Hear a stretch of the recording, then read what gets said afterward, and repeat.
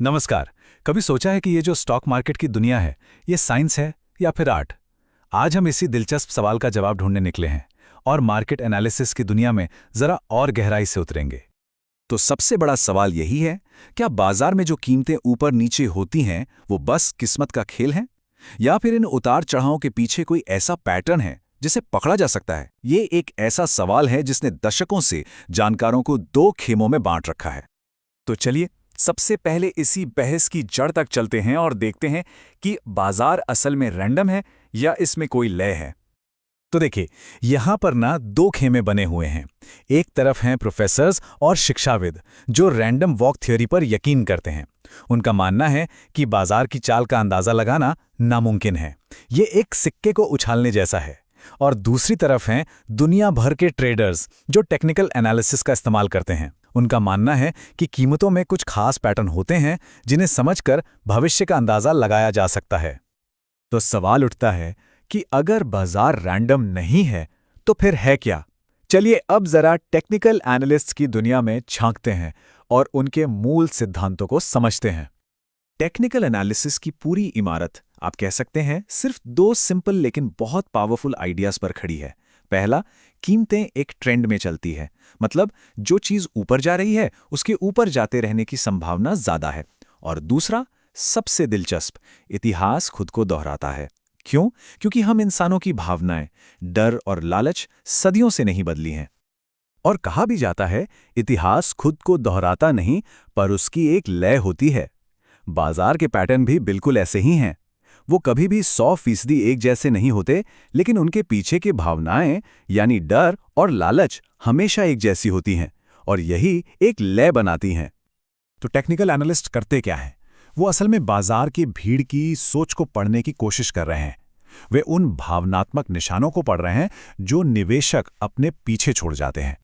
इस भीड़ की सोच को कहते हैं मार्केट सेंटिमेंट। और यहां एक बड़ा मजेदार नियम काम करता है, भीड़ के उल्टा चलो। जब हर कोई चिल्ला रहा हो खरीदो खरीदो, तो शायद वो बेचने का समय है। और जब हर तरफ मायूसी हो तो अक्सर वही खरीदारी का सबसे बेहतरीन मौका होता है। अब ये चार्ट देखने में थोड़ा कॉम्प्लेक्स लग सकता है, पर है बड़ा कमाल का। ऊपर डाउ जोन्स का ग्राफ दिख रहा है और नीचे जो लाइनें हैं वो बाजार के मूड को माप रही हैं, यानी आशावाद और निराशावाद को। जरा ध्यान से देखिए कि जब नीचे की लाइनें अपने चरम पर पहुंचती हैं तो ऊपर कीमत कैसे पलट जाती है। ये बाजार की भावनाओं और कीमतों के बीच का सीधा कनेक्शन दिखाता है। तो सवाल यह है कि इन भावनाओं को चार्ट पर कोई कैसे देख सकता है? जवाब है पैटर्न्स। टेक्निकल एनालिस्ट चार्ट पर कुछ खास तरह की आकृतियों की तलाश करते हैं जो इंसानी व्यवहार की कहानी बयां करती हैं।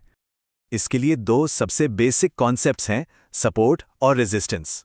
सपोर्ट को आप एक फर्श की तरह समझिए जहां खरीदार आ जाते हैं और कीमतों को और गिरने से रोकते हैं। और रेजिस्टेंस एक छत की तरह है जहां बिकवाली हावी हो जाती है और कीमतों को और ऊपर जाने से रोकती है। ये कुछ और नहीं बल्कि सप्लाई और डिमांड की लड़ाई है जो चार्ट पर दिखाई देती है।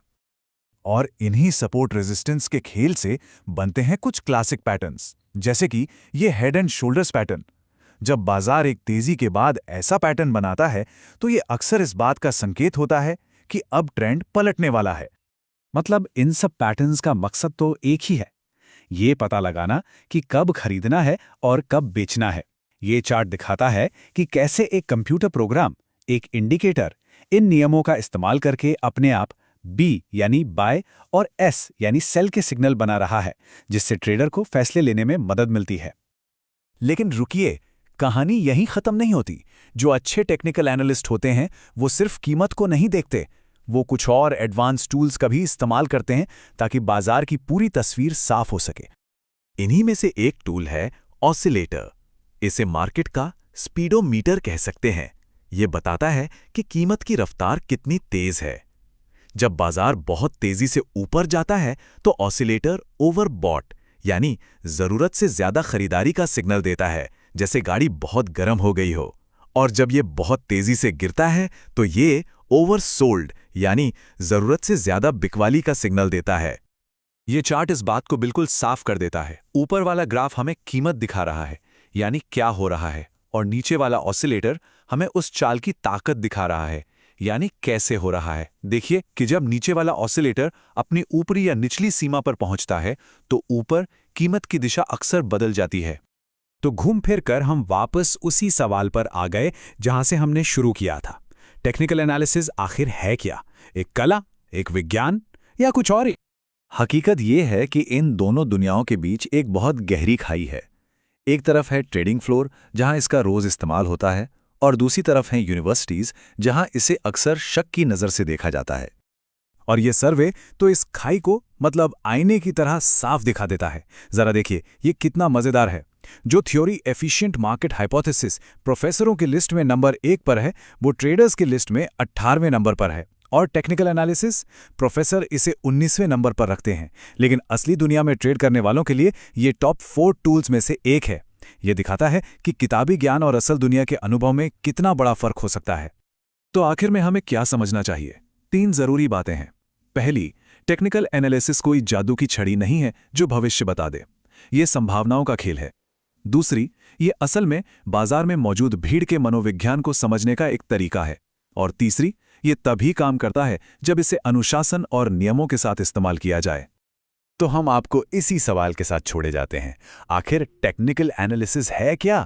भविष्य देखने का कोई विज्ञान, भीड़ की नब्ज पकड़ने की कला, या फिर सिर्फ वित्तीय ज्योतिष?